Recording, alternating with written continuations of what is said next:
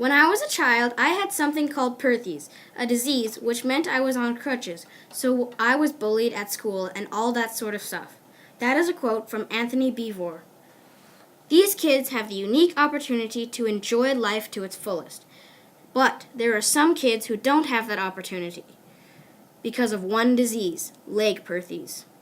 A big part in life is to exercise and fulfill your dreams, but Perthes can crush those dreams and keep you from being who you really are.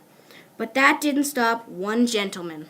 That you like to do? Well, before I had leg Perthes, I like to play hockey, play soccer. My dad's into tennis. He taught me how to do that. Like any sport I could get my hands on, I would play.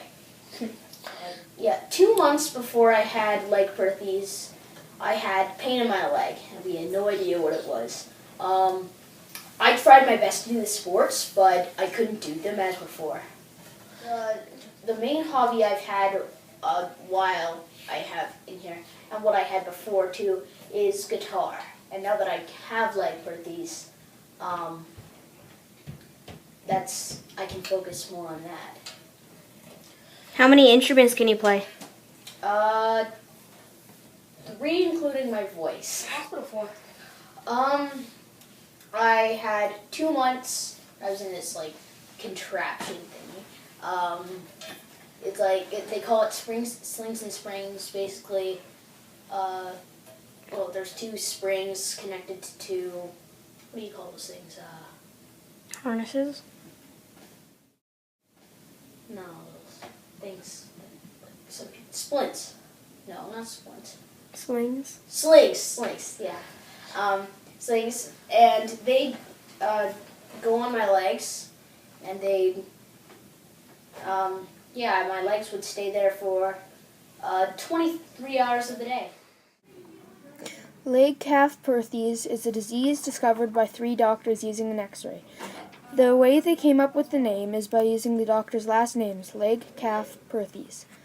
Leg calf Perthes is a rare and uncommon disease that 1 out of 1,200 children are infected with. This disease is usually found in very active 2 to 12-year-olds. The way the disease works is with an interruption of the blood flow, which causes the hip joint to deteriorate and die.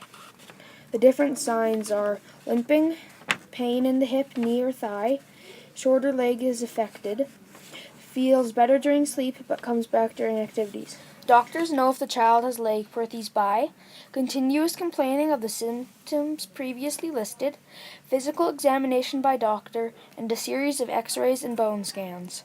Our second question is, what treatment will Jonathan have in the future? Once all of these steps are done, and he's done most of them, I think the only treatment that he will have lifelong is physiotherapy. So, and a lot of the physiotherapy he'll have to do it on his own. He might have to meet with his physiotherapist just to see how his leg is moving and how his hip is behaving, if it's getting irritated or painful. But mostly he'll have to have a checkup with a doctor every 6 months, so a surgeon. So our orthopedic surgeon, Dr. Parsons, has said to us, I am going to be your doctor till Jonathan is 18. And then when Jonathan is 18, I'm going to pass you on to a new orthopedic surgeon that deals with adults. So Jonathan will see an orthopedic surgeon for the rest of his life. We'd like to know how it's affected you as a parent. Okay.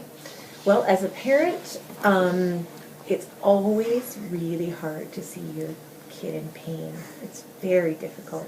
And I didn't realize, I had heard parents say that before, but I didn't realize that it would be so terribly hard for me to see when he went into surgeries. It was scary. To see him in pain is difficult. But I think the most difficult thing for me as a parent is to see Jonathan's dreams be, I'm going to get a little emotional here because it's difficult. But Jonathan, as you know, I saw from your research that you said you noticed that this affects active young kids, mostly boys, and that really described Jonathan.